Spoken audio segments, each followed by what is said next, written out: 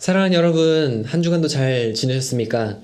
시간이 참 빠르게 흘러서 어느덧 강의의 중반을 우리가 지나가고 있습니다. 그런데 여러분, 세 가지 과제가 있다는 것 여러분 잊지 않으셨죠? 로마서 1장부터 8장까지 필사하시는 것, 그리고 루터 영화를 시청하신 후에 가장 기억에 남는 장면이 어떤 부분이었는지 말씀해 주시는 것과, 그리고 마지막으로 강의를 다 들으신 후에 소감문 작성해 주시는 이 세 가지 과제가 있었습니다. 로마서 필사는 한 번에 하시기에 아무래도 힘드시기 때문에 한 강 한 강 할 때마다 혹은 미리미리 필사를 해주시면 더욱 좋을 것 같습니다. 그리고 모든 과제는 사진을 찍으셔서 저에게 문자나 혹은 카톡으로 보내주시면 되겠습니다. 지금까지 우리는 오직 은혜로, 오직 믿음을 통해 화목제물이 되신 예수님의 죽음, 곧 우리의 죄를 그분에게 돌리고 그분의 의를 우리에게 돌린 전가된 의를 통해서 의롭다 하심을 얻었다라고 우리 함께 말씀을 나눴습니다. 바로 이것이 구원에 이르는 유일한 길이었죠. 다른 길이 있을 수 있을까요? 아니요, 다른 길이 있을 수 없습니다. 오직 예수 그리스도를 통해서만 구원을 얻을 수 있는 것입니다. 오늘 우리는 5번, 5번째 강의로서 은혜가 죄보다 강하다라는 제목을 가지고 본문은 로마서 5장 1절부터 21절까지 말씀을 함께 나누려고 합니다. 그래서 지금까지 우리가 강의를 통해서 살펴왔던 그 말씀을 기반으로 하여 로마서 5강 강의를 통해서 이제 5장을 살펴보려고 하는데요. 그러면 시작하기에 앞서서 제가 먼저 기도하도록 하겠습니다. 사랑과 은혜가 충만하신 아버지 하나님, 그 은혜와 사랑을 감사드립니다. 어느덧 로마서 강의 5강을 우리가 함께 나누고 있습니다. 오늘 함께 나누는 로마서 5장, 이 5강 말씀을 통해서 또한 하나님께서 우리에게 주신 그 은혜와 또한 열어주신 그 구원의 길이 얼마나 놀랍고 감사한 것인지를 다시 한번 바라보게 하여 주시고, 우리의 주 되신 그 그리스도를, 예수 그리스도를 더욱 바라보며 나아가는 우리 세강의 모든 성도님들 되어질 수 있도록 주님 은혜를 더하여 주시옵소서. 감사드리며 예수 그리스도의 이름으로 기도드립니다. 아멘. 그럼 다음으로 들어가기 시간입니다. 이 들어가기 시간에는 나에게 의미 있는 타인이란에 대해서 잠시 이야기를 나누고 주요 내용, 그 이전까지 우리가 함께 살펴봤던 그 주요 내용들에 대해서 간략하게 한번 나눠보도록 하겠습니다. 모든 사람에게는 의미 있는 타인이 존재합니다. 그들이 우리를 어떻게 보고 있느냐 매우 중요하게 생각하는 것입니다. 그러니까 다른 사람이 나를 어떻게 보고 있느냐, 이것을 중요하게 생각한다라는 것입니다. 그 타인이 우리가 인정을 받으려고 하는 부모님이나 혹은 친구가 될 수도 있고요. 우리는 모두 누군가에게 우리를 어떻게 생각하느냐, 생각보다 그것에 대해서 많은 힘과 에너지를 쏟고 있습니다. 그렇다면 온 우주에서 가장 의미 있는 타인, 즉 하나님은 우리를 어떻게 생각하고 계실까요? 하나님이 우리를 어떻게 생각하시는지에 대해서는 그것을 결정할 수 있는 것이 우리에게 달려있지 않습니다. 나에게 달려있지 않고 하나님께 달려있습니다. 그러니까 우리가 무엇을 한다고 해서 하나님께서 바라보시는 우리의 그 이미지를 선하게 바꿀 수 없다라는 것입니다.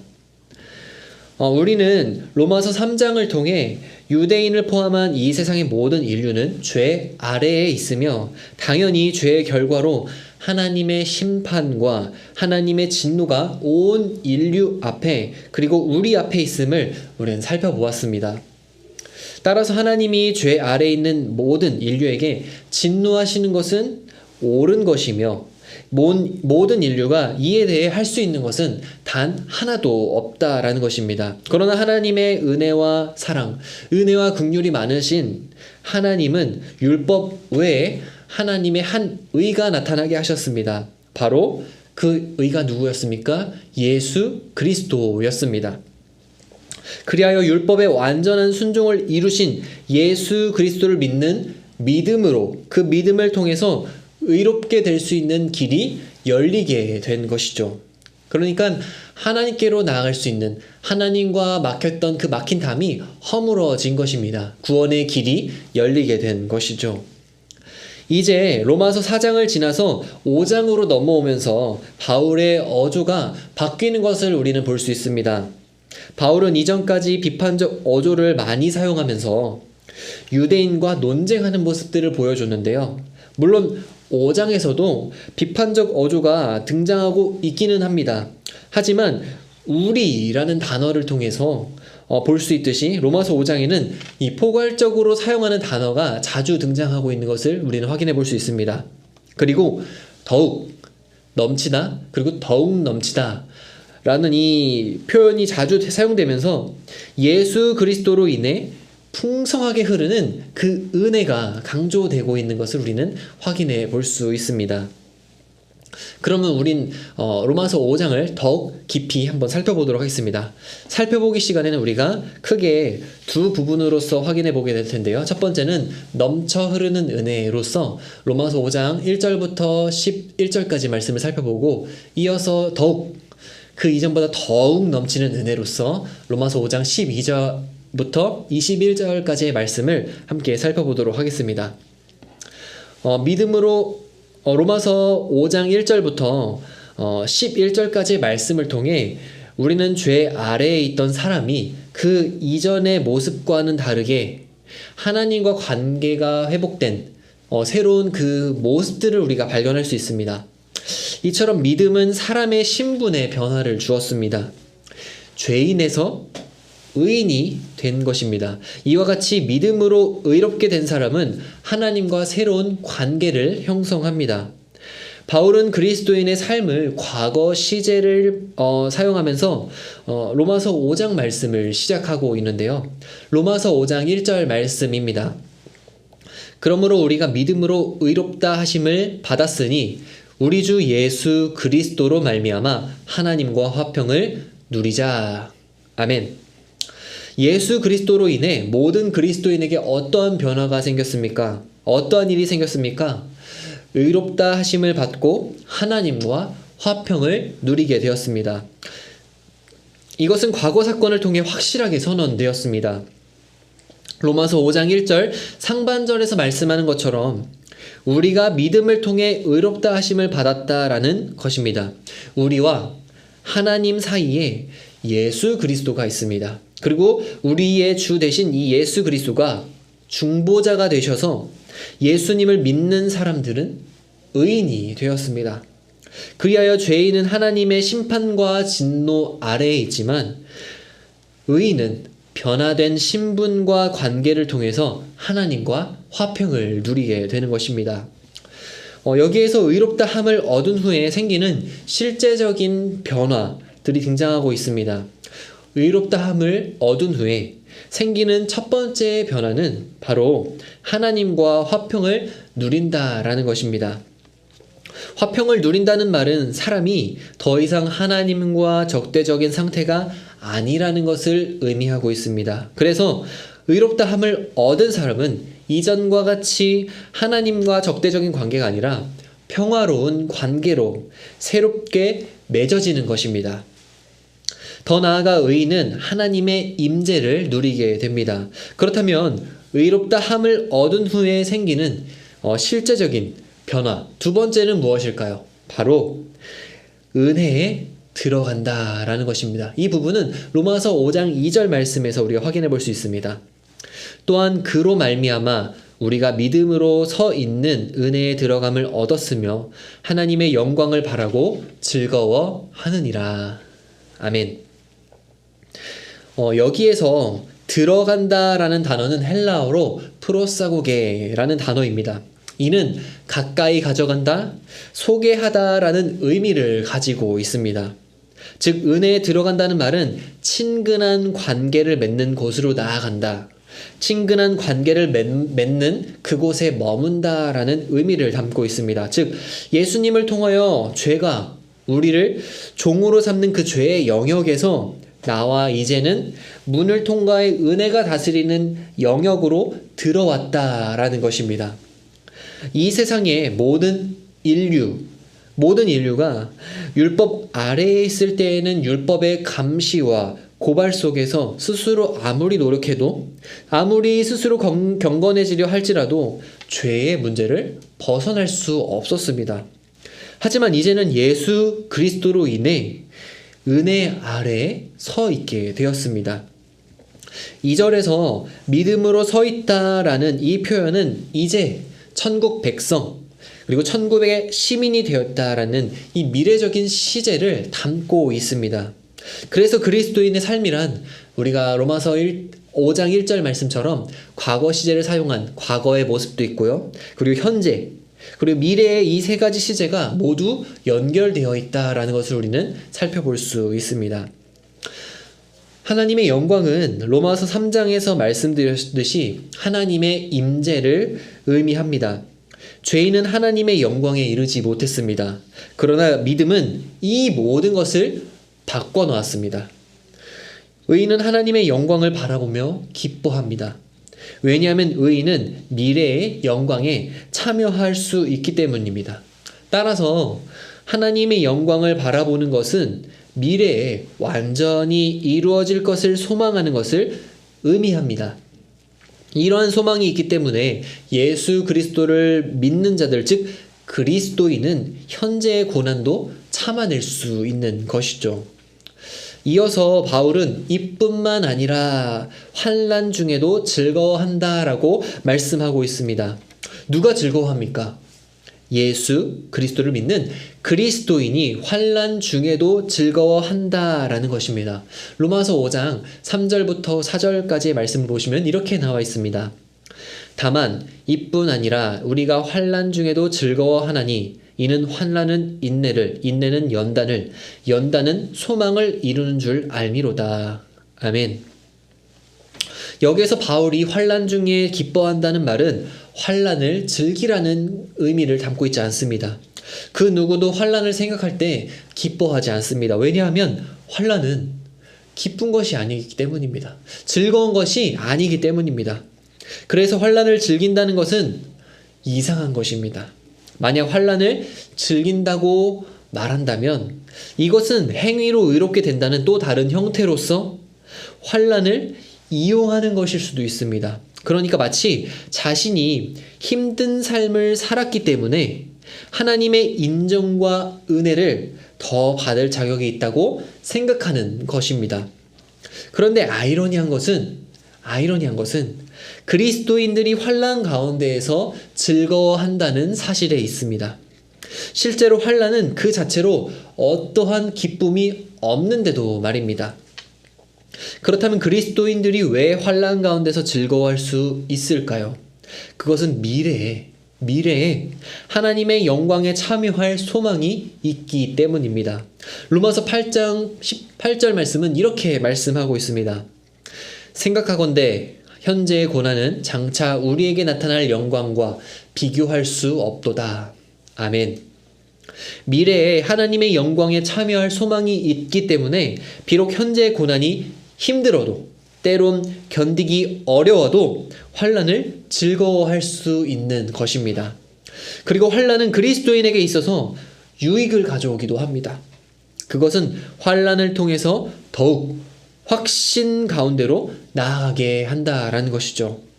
환난 속에서 세상에 눈을 돌리는 것이 아니라 더욱 그 환난 가운데에서 눈을 돌려 하나님을 바라보도록 만든다라는 것입니다. 바울은 이뿐만 아니라 하면서 환난이 일으키는 연쇄 작용에 대해서 말씀하고 있습니다. 첫 번째로 환난은 인내를 이룹니다. 여기에서 인내란 한 마음을 의미하고 있습니다. 그러니까 환난으로 인해 우리를 산만하게 만드는 그 모든 것들을 없애주고 정말로 중요한 것이 무엇인지 그것에 집중하도록 만든다라는 것입니다. 내가 지금 바라보아야 할 것을 바라보게 만든다는 것이죠. 우리를 붙드시는 하나님의 손 안에서 겸손히 하나님만 바라보며 인내하는 법을 배우게 하는 것입니다. 그리고 두 번째로 인내는 연단을 이룹니다. 여기에서 연단이란 시험을 거쳤다, 시험을 통과해 하나님께 인정받는 것, 이것을 의미하고 있습니다. 조금 더 자세히 설명하자면 경험하기 전에는 많이 흔들렸지만 경험을 통해 이제는 흔들리지 않는 확신을 가졌다라는 것입니다. 그리고 흔들리지 않는 확신은 이어서 세 번째로 참된 소망을 발견하게 합니다. 또한 흔들리지 않는 이 확신은 발견한 그 소망으로 나아가도록 즉 소망이 되시는 하나님께로 나아가도록 이끌어주는 역할을 합니다. 그리고 이러한 과정을 통해서 우리는 최종적인 구원에 이르게 되는 것이죠. 이와 같이 예수 그리스도의 십자가와 부활을 믿음으로 인해 의롭다 함을 받은 사람들은 환난에 의해 움츠러들거나 위축되는 것이 아니라 오히려 환난 속에서 더 많은 유익들을 누립니다. 다시 말해서 하나님의 은혜로 의롭다함을 받았다라는 것은 이것을 명확하게 아는 사람은 환난을 마주했을 때에 더욱 은혜의 자리로 가까이 나아간다라는 것입니다. 더욱 깊은 하나님의 교제 속으로 나아간다라는 것이죠. 바라기로는 이 코로나의 힘겨운 상황과 환난이 여전히 우리 앞에 있지만 환난 속에서 더욱 은혜의 자리로 나아가며 하나님과 더욱 깊은 그 교제의 자리로 나아가는 우리 세광의 모든 성도님들 되시기를 소망합니다. 로마서 5장 5절 말씀에서 바울은 소망이 우리를 부끄럽게 하지 아니함은이라고 고백하고 있는 것을 볼 수 있습니다. 그런데 방금 읽었던 이 부분을 새 번역 성경으로 보면 이렇게 나와 있습니다. 이 희망은 우리를 실망시키지 않습니다. 그렇습니다. 우리의 소망은 반드시 이루어질 것이며 그렇기 때문에 이 희망은 우리를 결코 실망시키지 않을 것입니다. 그렇다면 우리는 이것을 어떻게 확신할 수 있을까요? 우리의 소망을 단단하게 지탱해주는 그 토대가 무엇입니까? 바울은 5절부터 8절까지의 말씀을 통해 그 토대가 바로 하나님의 사랑이라고 말씀하고 있습니다. 예수님의 죽으심을 통해 하나님께서 우리를 사랑하신다는 것을 우리가 명확하게 알 수 있다고 말씀하고 있는 것입니다. 사랑하는 여러분, 하나님의 사랑이 어디에서 극명하게 나타났습니까? 하나님의 사랑이 어디에서 모든 사람들이 볼 수 있도록 밝히 드러났습니까? 우리는 하나님께서 우리를 정말로 사랑하신지 어떻게 알 수 있습니까? 예수 그리스도의 십자가를 통해서 그것을 알 수 있습니다. 예수 그리스도의 십자가에서 우리를 향한 그 하나님의 사랑이 극명하게 나타났습니다. 그런데 연약한 인간은 유혹과 죄를 이길 수 없을 뿐만 아니라 더 나아가 하나님의 거룩한 뜻을 멸시하고 거부하며 하나님을 노골적으로 대적했습니다. 하나님을 대적하고 거부하며 거절한 사람에게 기다리고 있는 것은 하나님의 심판뿐이었음에도 불구하고 하나님의 아들 예수 그리스도께서 이처럼 사악한 죄인들을 위해 십자가에서 죽으셨습니다.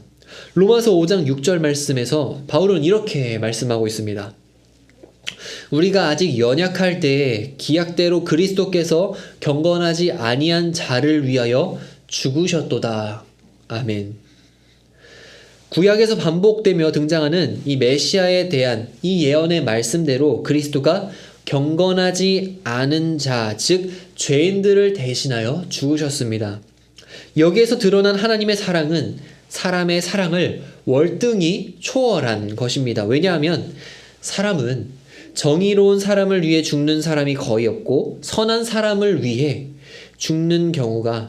용감하게 죽는 경우가 가끔 있기 때문입니다. 이어서 로마서 5장 7절 보시면 이렇게 나와 있습니다. 의인을 위하여 죽는 자가 쉽지 않고 선인을 위하여 용감히 죽는 자가 혹 있거니와. 아멘. 따라서 악한 사람을 위해서 대신 죽는 경우가 있을 수 있을까요? 없습니다.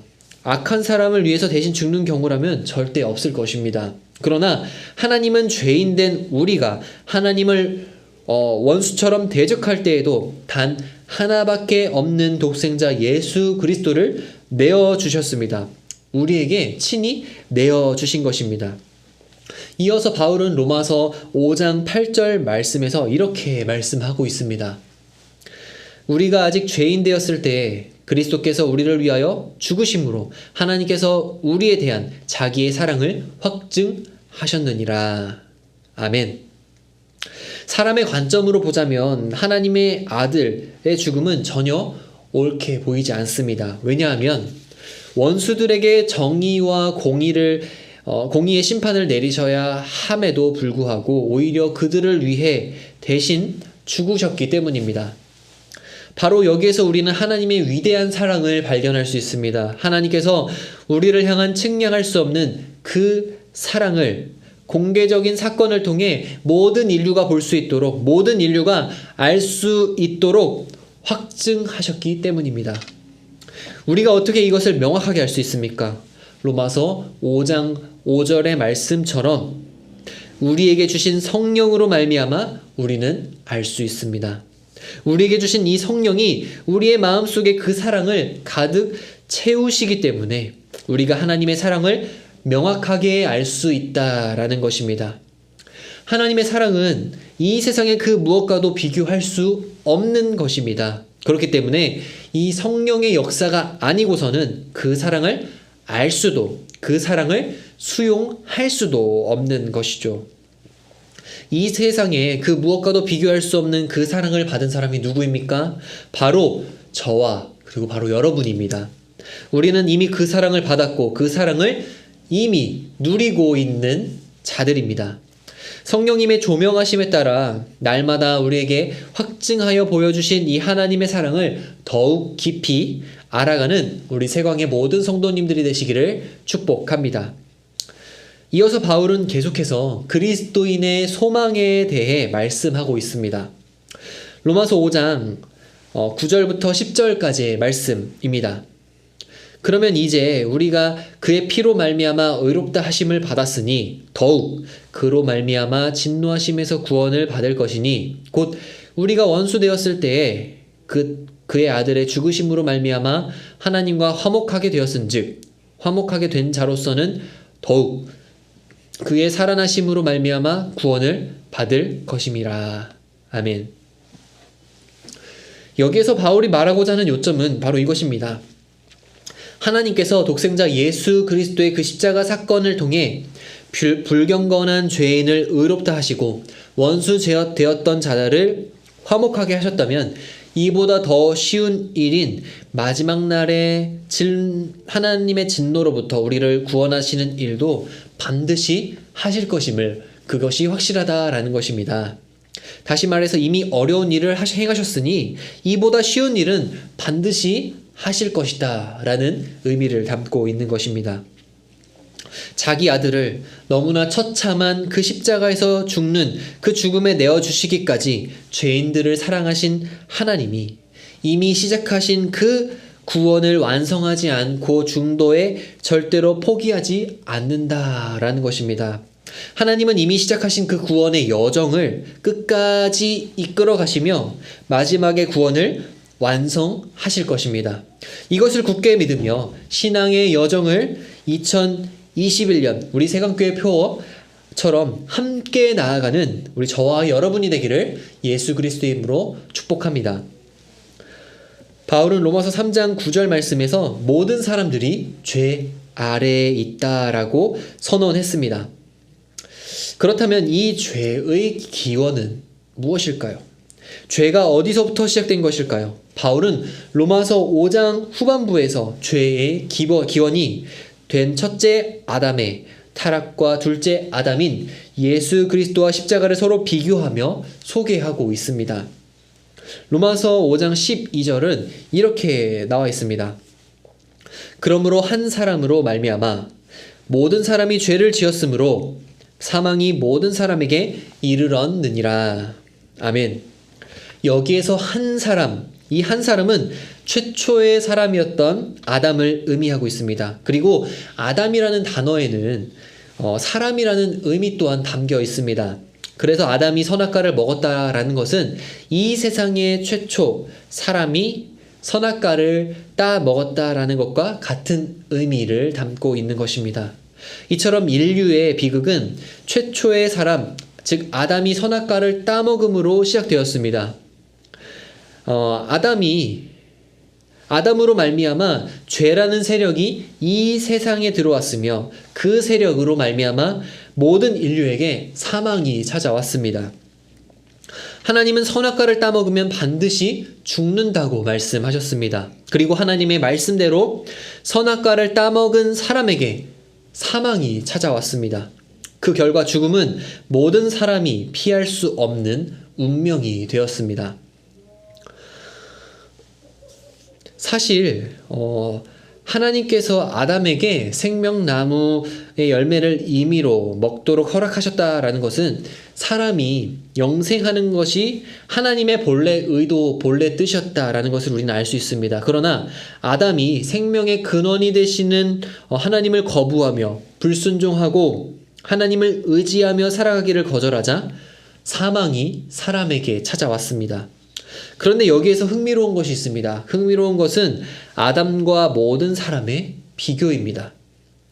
아담이 죄를 짓고 사망이 왔습니다. 그리고 모든 사람이 죄를 지었습니다. 사망이 모든 사람에게 왔다라는 것입니다. 아담과 모든 사람 그 사이에 관계를 이 말씀에선 자세하게 설명하지 않고 모든 사람이 죄를 짓고 죽는다라고 말씀하고 있습니다. 그러니까 아담의 죄가 모든 사람에게 전가되었다라는 것이죠. 아담 안에서 모든 사람이 죄를 지은 것입니다. 이와 같이 아담은 모든 사람의 대표성을 갖고 있습니다. 그래서 로마서 5장 14절 말씀에서는 이렇게 말씀하고 있는데요. 아담으로부터 모세까지 아담의 범죄와 같은 죄를 짓지 아니한 자들도 사망이 왕노릇 하였나니 아담은 오실 자의 모형이라. 아멘. 이 오실 자, 여기에서 오실 자는 그리스도를 가리키고 있습니다. 즉 아담이 그리스도의 모형이라는 것입니다.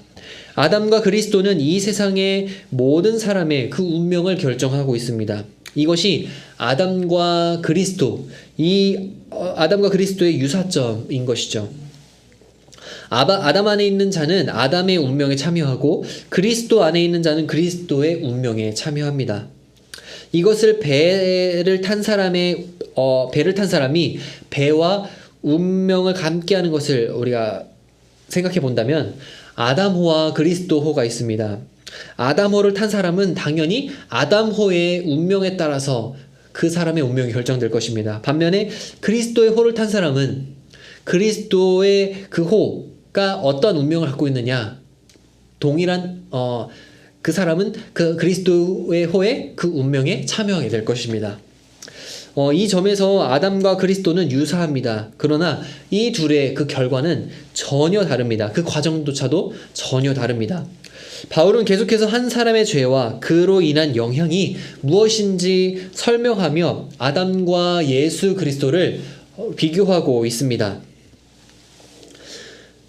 로마서 5장 15절부터 19절까지의 말씀을 보시면 이제 한 사람이 범죄를 인하여 많은 사람이 죽었은즉, 그리고 16절에서 사람은 한 사람으로 말미암아 정죄에 이르렀으나, 또한 17절에서 한 사람의 범죄로 말미암아 사망이 그 한 사람을 통하여 왕노릇 하였은즉, 그리고 18절에서 한 범죄로 많은 사람이 정죄에 이른 것 같이, 그리고 19절에서 한 사람이 순종하지 아니하므로 많은 사람이 죄인 된 것 같이, 와 같이 한 사람의 죄로 인한 그 영향이 어떠하였는지 로마서 5장부터 5장 15절부터 19절까지 보여주고 있습니다. 그 죄로 인해 많은 사람들이 죽었고 정죄함을 받았으며 사망이 왕노릇을 하며 정죄에 이르렀고 많은 사람들이 죄인이 되었습니다. 즉 죄인이 되었고 사망하게 되었다라는 것이죠. 반면에 또 다른 한 사람의 은혜로 인한 영향은 또한 이렇습니다. 이것도 로마서 5장 15절부터 19절까지의 말씀을 보시면 한 사람 예수 그리스도의 은혜로 말미암는 선물은 많은 사람에게 넘쳤느니라. 그리고 16절에서 은사는 많은 범죄로 말미암아 의롭다 하심의 이름이니라. 17절 말씀에서 한 분 예수 그리스도를 통하여 생명 안에서 왕노릇 하리로다. 우리 18절 말씀, 한 의로운 행위로 말미암아 많은 사람이 의롭다 하심을 받아. 그리고 19절 말씀에서 한 사람이 순종하심으로 많은 사람이 의인이 되리라. 아멘. 한 사람의 그 순종과 한 사람의 그 은혜로 인해서 이 인류에게 주어진 그 영향이 무엇이었나요? 바로 그 은혜로 말미암은 그 구원의 선물이 많은 사람들에게 넘쳤습니다. 죄인이 의인이 되었고 의롭다 하심을 받았고 그리고 많은 사람들이 의인이 되었습니다.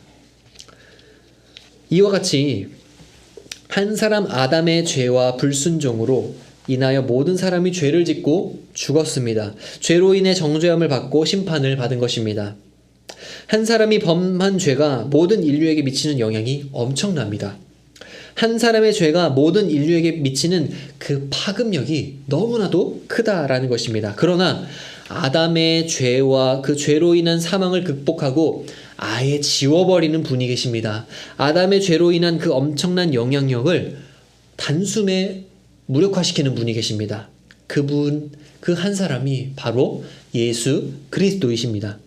로마서 5장 15절은 이렇게 말씀하고 있습니다. 그러나 이 은사는 그 범죄와 같지 아니하니 곧 한 사람의 범죄를 인하여 많은 사람이 죽었은즉 더욱 하나님의 은혜와 또한 한 사람 예수 그리스도의 은혜로 말미암는 선물은 많은 사람에게 넘쳤느니라. 아멘. 바울은 아담과 예수 그리스도를 비교하고 있습니다. 여기에서 비교는 무엇과 같지 아니하니라는 형태로 이루어져 있습니다. 한 사람의 범죄로 인한 사망과 예수 그리스도의 은혜로 인한 선물이 비교되고 있습니다. 이 비교에서 우리는 더욱이라는 이 한 단어에 집중해야 합니다. 주목해야 합니다. 왜냐하면 예수 그리스도의 선물이 아담의 죄로 인한 사망을 능가한다라는 것을 의미하고 있기 때문입니다.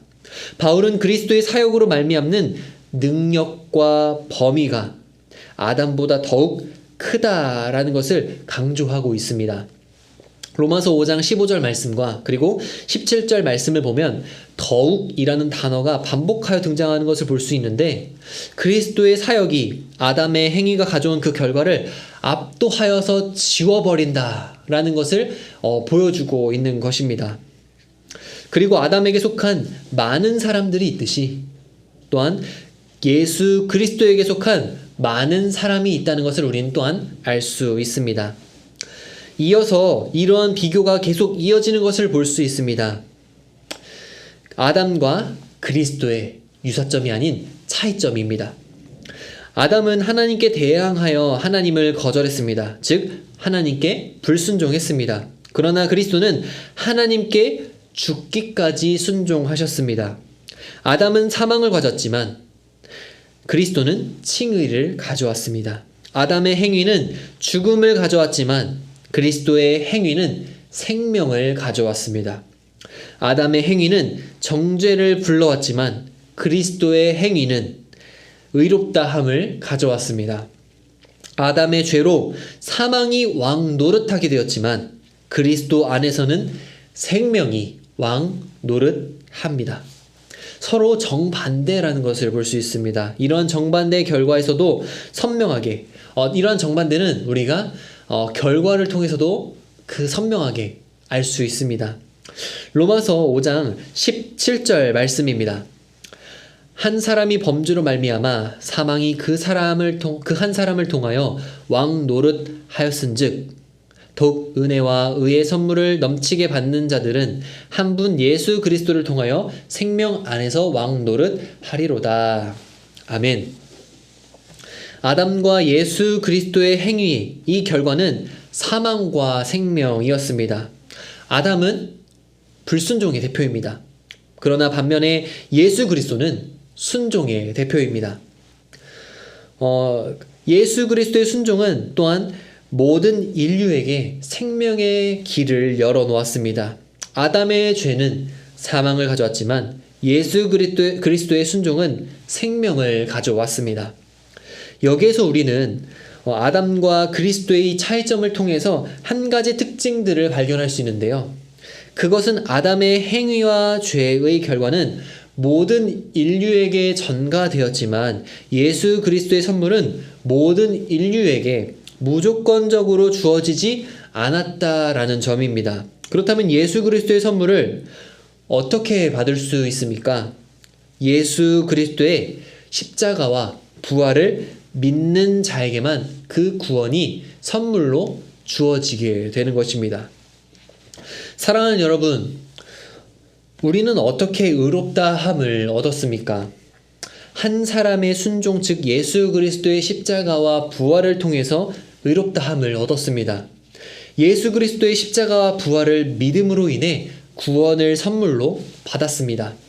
이뿐 아니라 믿음을 통해 죄인에서 의인이 되는 신분의 변화가 이루어졌고 적대 관계에 있었던 하나님과 그 평화 관계가 새롭게 맺어지게 되었습니다. 즉 이제 하나님과 화목을 이루었다라는 것입니다. 첫사람 아담이 하나님께 순종하면 복을 받게 될 것이라는 것을 아담은 알고 있었음에도 불구하고 불순종한 것에 반해 둘째 아담은 하나님의 말씀에 순종하면 비탄과 죽음을 맞이할 것을 알고 있음에도 아버지께 순종하는 길을 묵묵히 걸어가셨습니다. 십자가의 그 길을 묵묵히 걸어가셨습니다. 한 사람의 순종으로 인해 죄인들의 머리 위에 놓여있던 그 하나님의 진노와 저주 그리고 하나님의 심판이 모두 사라지게 되었습니다. 사랑하는 여러분, 바라기로는 우리를 살리시기 위하여 십자가의 길을 묵묵히 가신 예수 그리스도의 그 희생과 사랑을 저와 여러분의 삶 속에서 더욱 깊이 깨닫게 되시기를 소망합니다. 그리하여 나를 살리신 예수 그리스도를 자랑하고 예수 그리스도의 십자가를 더욱 자랑하며 살아가는 우리 세광의 모든 성도님들이 되시기를 예수 그리스도 이름으로 축복합니다. 이어서 복습하기입니다. 복습하기 시간에는 이제 강의를 마치신 후에 복습하기의 내용에 나와 있는 질문들에 대해서 각각 옆에 있는 정답이 나와 있는 구절이 적혀 있습니다. 이제 구절들을 다시 한번 확인해 보시면서 강의를 다시 한번 복습해 보시기 바랍니다. 마지막으로 정리하기 시간입니다. 사랑하는 여러분, 오늘 우리는 로마서 5장 말씀을 통해서 모든 사람들에게 밝히 드러난 하나님의 사랑을 발견할 수 있었습니다. 예수 그리스도의 십자가 사건을 통해 확증된 그 하나님의 사랑을 발견할 수 있었다라는 것입니다. 아담의 죄로 이 세상의 모든 인류에게 주어진 것이 무엇이었습니까? 사망과 죽음이었습니다. 그러나 긍휼이 많으신 하나님은 그 아들 예수 그리스도를 기약대로 이 땅에 보내주셨고 죄인들을 대신하여 십자가에서 죽게 하셨습니다. 그리하여 예수 그리스도의 십자가와 부활을 믿는 자들에게 생긴 그 변화가 무엇이었습니까? 죄인이 의인이 되는 신분의 변화가 일어났고 무엇보다 하나님의 화평, 하나님과 화목을 이루며 그 화목을 누리게 되었습니다. 적대적이었던 그 관계는 친밀한 관계로 바뀌었고 성령님의 도우심으로 믿는 자들은 하나님을 어떻게 부릅니까? 아버지라고 부를 수 있게 되었습니다. 즉 믿음을 통해서 하나님의 원수가 아니라 이제는 하나님의 사랑을 받는 하나님의 자녀들이 되었다라는 것입니다. 따라서 이제 우리에게는 더 이상 두려움이라는 것은 없습니다. 현재 그리고 미래에 대한 두려움이 없습니다. 왜냐하면 마지막 날에 구원을 받을 것이 확실하고 또한 우리는 미래에 그 놀라운 하나님의 영광에 참여하게 될 것이기 때문입니다. 아담은 오실자의 모형이었습니다. 즉 그리스도 예수를 보여주고 있습니다. 바울은 로마서 5장 후반부에서 아담과 그리스도를 비교하고 있었습니다. 아담 안에 있는 자는 어떻게 됐나요? 아담의 운명에 참여하였고 그리스도 안에 있는 자는 그리스도의 운명에 참여하는 것처럼 아담과 그리스도의 유사점도 있었지만 반면에 차이점도 있었고 그 차이점은 정반대였고 그 결과도 정반대였다는 것을 우리는 살펴보았습니다. 그렇다면 어떠한 차이점이 있었습니까? 아담은 하나님께 대항하여 하나님을 거절했습니다. 그러나 그리스도는 하나님께 죽기까지 순종했습니다. 아담은 사망을 가졌지만 그리스도는 칭의를 가져왔습니다. 아담의 행위는 죽음을 가져왔지만 그리스도의 행위는 생명을 가져왔습니다. 아담의 행위는 정죄를 불러왔지만 그리스도의 행위는 의롭다함을 가져왔습니다. 사랑하는 여러분, 오늘 우리는 아담과 그리스도의 비교와 그리고 확증된 모든 사람들에게 드러나서 확증되어 보여진 그 하나님의 사랑을 살펴보면서 우리가 받은 그 은혜와 사랑이 얼마나 크신 것인가, 얼마나 크신지를 함께 살펴보았습니다.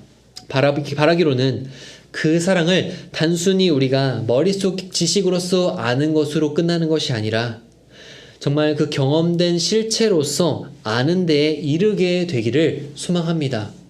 히브리어로 알다라는 것은 그 야다는 경험적으로 실체적으로 안 지식을 말합니다.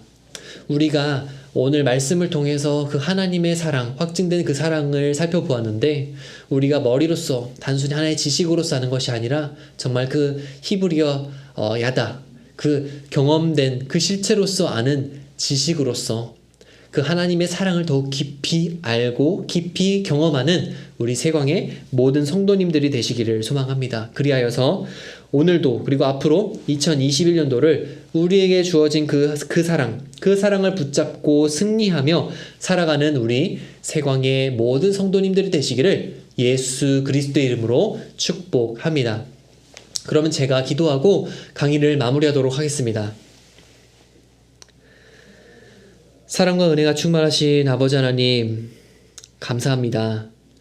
오늘 로마서 5장, 이 5강 강의를 통하여서 모든 사람들에게 밝히 보여진 그 하나님의 그 사랑, 확증된 그 사랑을 우리가 함께 살펴보았습니다. 그리고 그 아들 예수 그리스도를 십자가에 죽기까지 우리에게 내어주신 그 은혜로 인하여서 또한 우리가 죄인에서 의인이 되었고 우리가 정죄함을 받다가 의롭다함을 받았다는 것을 우리가 또한 다시금 살펴보았습니다. 주님, 우리가 받은 이 은혜와 이 사랑, 이 구원의 은혜를 잊지 않고 살아가게 하여 주시고 우리가 받은 이 은혜, 비록 우리가 믿음을 통하여서 정말 거저 받았지만 이 거저 받았음에도 불구하고 이것은 예수님의 그 생명의 값을 한다는 것을 기억하며 늘 감사하고 이 받은 은혜를 소중히 여기며 살아가는 우리 세광의 모든 성도님들 될 수 있도록 인도하여 주시옵소서. 아담과 그리스도의 그 비교를 통하여서 한 사람의 불순종이 이 땅의 모든 인류에게 죄와 그리고 사망을 가졌지만 한 사람의 순종하심으로 인해 많은 사람들이 의롭다함을 얻었고 구원의 길을 얻게 된 것을 보았습니다. 우리 구원의 길이 되시며 우리의 소망이 되신 그 예수 그리스도를 이제 앞으로 살아가는 그 삶의 모든 여정에서 날마다 바라보게 하여 주시고 이 한 주간도 남은 2021년도에 이 하루하루 살아가는 그 삶도 우리의 주 되신 그 예수 그리스도를 바라보는 가운데 주님과 동행하며 또한 이 삶 속에서 승리하며 살아가는 우리 세광의 모든 성도님들 되어줄 수 있도록 주님 은혜를 더하여 주시옵소서. 감사드리며 예수 그리스도의 이름으로 기도드립니다. 아멘.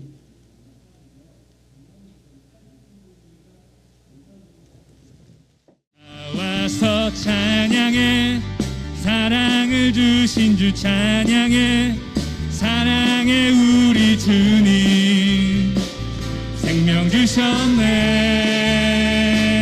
소리쳐 찬양해, 기쁨을 주시는 우리 왕 찬양의 제사 드리며 주님께 경배해. 다 와서 찬양해, 찬양해, 찬양해 주님, 찬양해 주님 우리 왕. 다 와서 찬양해, 찬양해, 찬양해 주님, 찬양해 주님 우리 왕.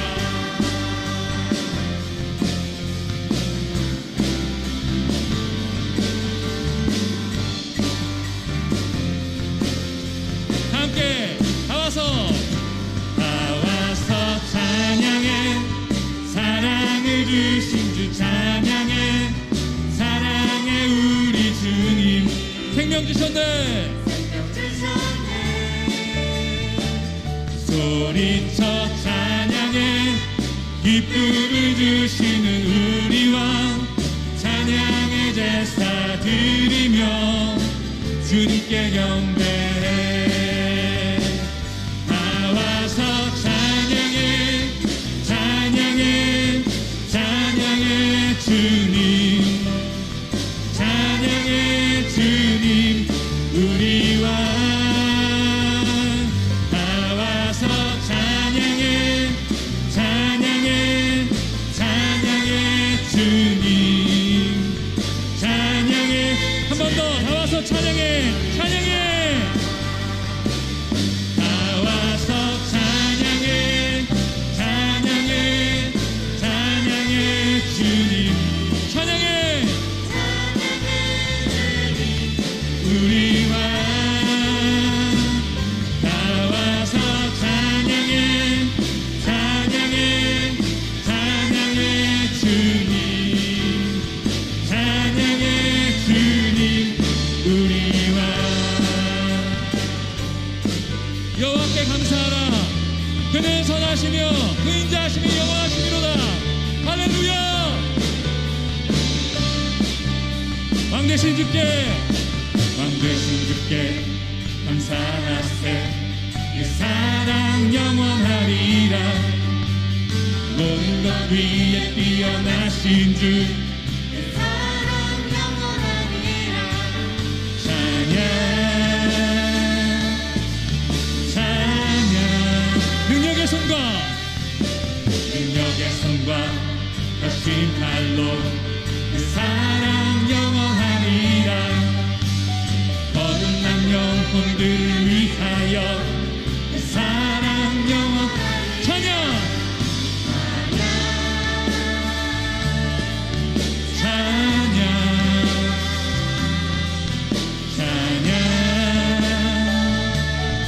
한 번 더 찬양 주님께 찬양 전심으로 찬양 영원히 신실하신 능력의 하나님 영원히 함께하니 영원히 신실하신 능력의 하나님 영원히 함께하니 영원히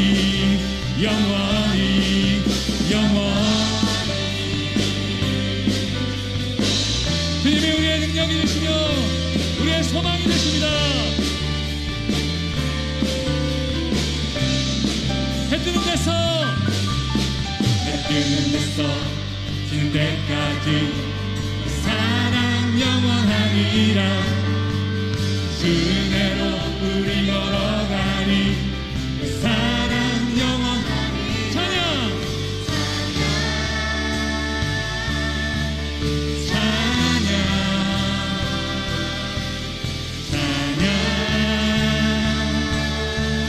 한 번 더 찬양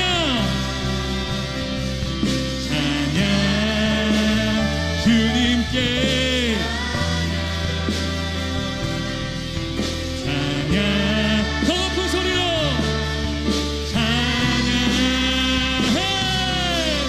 영원히 신실하신 능력의 하나님 영원히 함께하니 영원히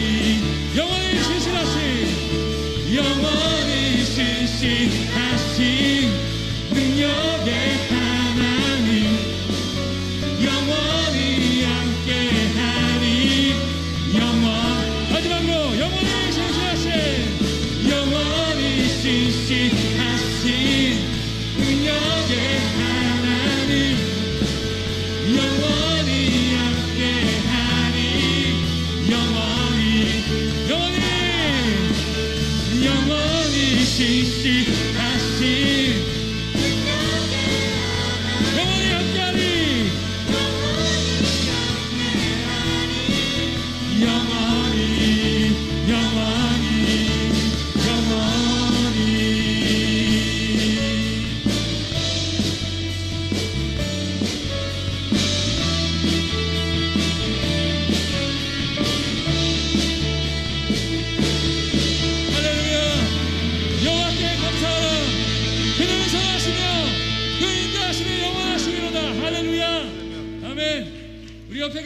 주님께 믿음으로 고백하십시다. 주께서 당신을 사랑하십니다.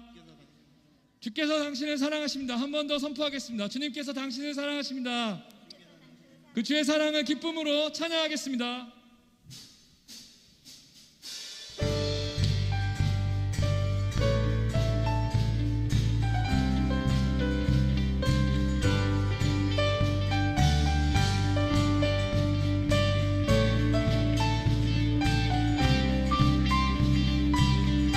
주 사랑, 주 사랑 나 노래하리라. 십자가에 놀라우신 그 사랑. 주 사랑 나 찬양하리라. 우리를 구원하신 그 큰 사랑. 다시 한번 주 사랑, 주 사랑 나 노래하리라. 십자가에 놀라우신 그 사랑. 그 사랑 나 찬양하리라. 우리를 구원하신 그 큰 사랑. 고통이 내게 다가와도, 환난이 내게 몰려와도, 죽음이 내게 닥쳐와도 주 사랑 끊을 수 없네.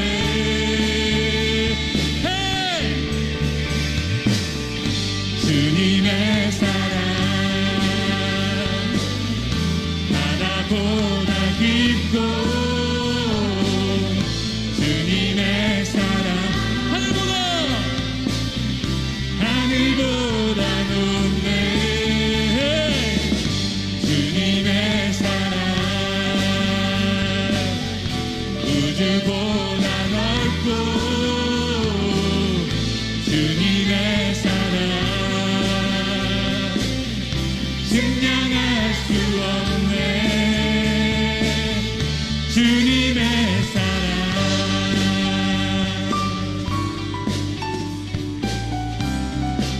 다시 한번 주 사랑, 주 사랑 나 노래하리라. 십자가에 놀라우신 그 사랑. 주 사랑 나 찬양하리라. 우리를 구원하신 그 큰 사랑. 다시 한번 주 사랑, 주 사랑 난 노래하리라. 십자가에 놀라우신 그 사랑. 주 사랑 나 찬양하리라. 우리를 구원하신 그 큰 사랑. 고통이 내게 다가와도, 환난이 내게 몰려와도, 죽음이 내게 닥쳐와도 주